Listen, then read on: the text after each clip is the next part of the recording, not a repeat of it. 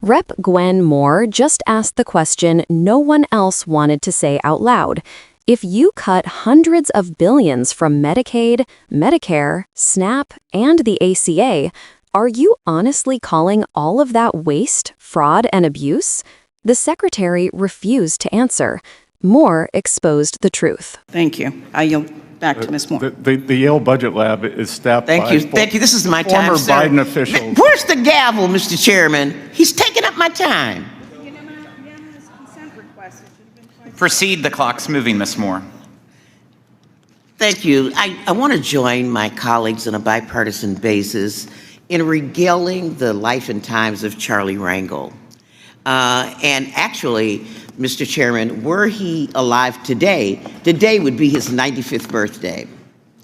And you know, even if it weren't his birthday, I would have to have thought of Charlie Rangel at this moment and the last real close personal conversation that I had with him when I considered your testimony here today, Mr. Secretary, and some of the other sorts of inquiries and comments of my colleagues here when they talked about the averages. The average taxpayer is going to receive this or that. It's sort of like the example that you almost gave here. You know, one taxpayer gets $1 million tax refund, another one gets a $1 tax refund, and then the average tax refund is $500,050. I had a Jesuit education, so we learned about the tyranny of averages. You ignored the distribution and outliers. You mask variations and inequalities. It's asymmetrically distributed. It's skewed. Because you have heard my colleagues talk about the real impact. Somebody under $50,000 a year is going to get $265 versus others that get millions. That is not a question. That was my comment. Okay, so you and Doge were focused on eliminating waste, fraud, and abuse. So let me just sort of outline some of the waste, fraud, and abuse that you found and tell me yes or no, was this what you found? $641 billion in subsidies for the ACA, $764 billion in Medicaid cuts, $300 billion in SNAP cuts, and then triggering $500 billion in Medicare cuts. Was that all waste, fraud, and abuse? Yes or no? Again, ma'am, it's very, very difficult to give a yes those are the cuts. Okay, I'll move on. You're not going to answer. Very difficult. What I'd like to know is the $2.4 billion in debt and the tax increases of $4.5 trillion. Is that not spending? Are tax cuts spending and creating, especially, not just adding to the debt, but the interest rates on the debt? Is that or is that not spending, yes or no?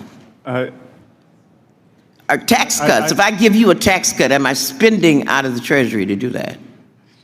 Yes or no? Not if we, Mr. Secretary. not if we create more income. Okay, than the nature of we're talking about a gambler's fallacy with projecting growth that's never been proven by anybody, anything. So I will move on because I see my time is waning. Let me ask you some more questions.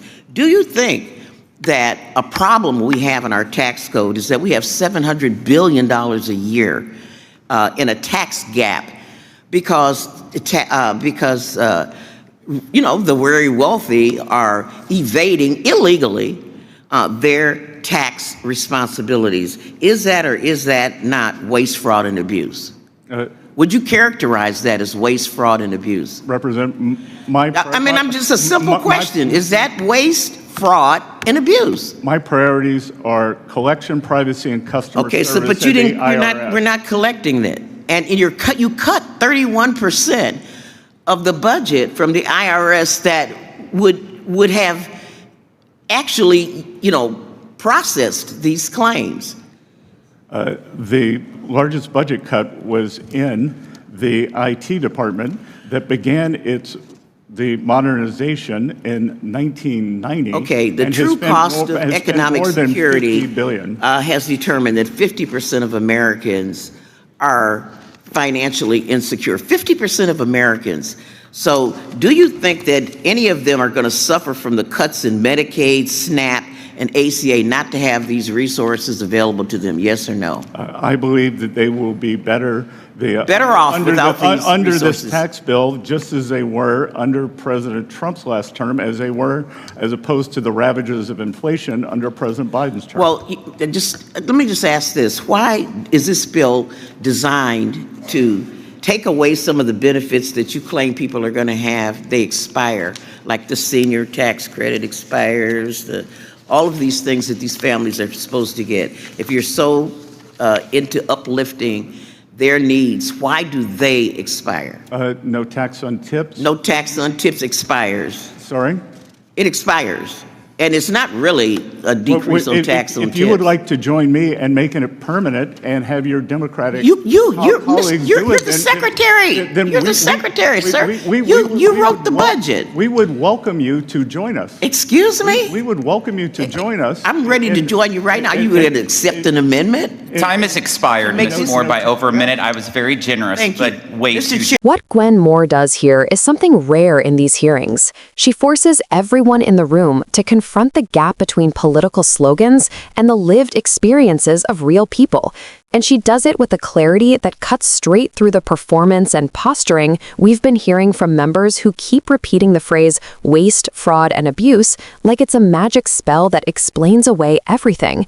Moore starts by grounding the conversation in something many people forget. Averages don't tell the truth. They hide the story. She reminds the room that talking about average tax cuts means nothing when the entire distribution is wildly uneven. If a millionaire gets a massive tax break and a working-class parent gets a few dollars, the average might look impressive, but the reality is deeply unequal. Her point is that policy should be judged by who it helps, not by what it looks like on a spreadsheet. Then she goes to the heart of the issue. Every time Republicans defend these cuts, they frame them as if they're simply removing waste. But Moore lists exactly what is being cut. Hundreds of billions from Medicaid, hundreds more from Medicare, hundreds from SNAP, and major reductions to ACA subsidies. These aren't abstract programs. These are the systems millions of families depend on for doctor visits, medication, food on the table, and basic stability. So Moore asks the question the secretary does not want to answer. Are these things waste, fraud, and abuse? Yes or no? If he says yes, he admits the administration sees millions of low-income families, elderly patients, and disabled Americans as the waste. If he says no, he exposes that the talking point is dishonest. His refusal to say anything at all is the answer. It shows that the phrase wasn't meant to clarify, it was meant to obscure. Moore then zooms out to the broader economic picture. She asks about something lawmakers rarely say bluntly. Tax cuts cost money. When the government cuts taxes, that is money not collected, money that has to be borrowed, raising the debt and the interest costs taxpayers eventually pay. The secretary tries to dodge this by insisting growth will magically pay for everything. But Moore knows this isn't how budgeting works. She calls it what it is, a gambler's fallacy, the idea that the future will always conveniently rescue the present. And then she lands one of the most important points in the entire hearing. There is already around $700 billion in taxes owed but not collected every year, mostly by wealthy people and corporations using loopholes and sophisticated avoidance tactics. If you're serious about waste, that's the waste. That's the abuse. But instead of going after that, the administration's budget slashes IRS funding, weakening the one agency capable of closing that gap.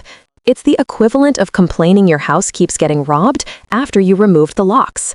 Moore brings the conversation back to the people who live with the consequences. When she mentions that half of American households are financially insecure, it reframes everything. She's asking the question policymakers often avoid. When so many families are already struggling, how can anyone defend cuts that make it even harder for them to afford food, healthcare, and basic stability? And finally, she exposes one of the biggest giveaways in the whole budget. Many of the benefits the administration touts expire. Temporary help for seniors, temporary relief for workers, temporary credits for families. But the tax cuts for wealthier individuals stay. This isn't accidental.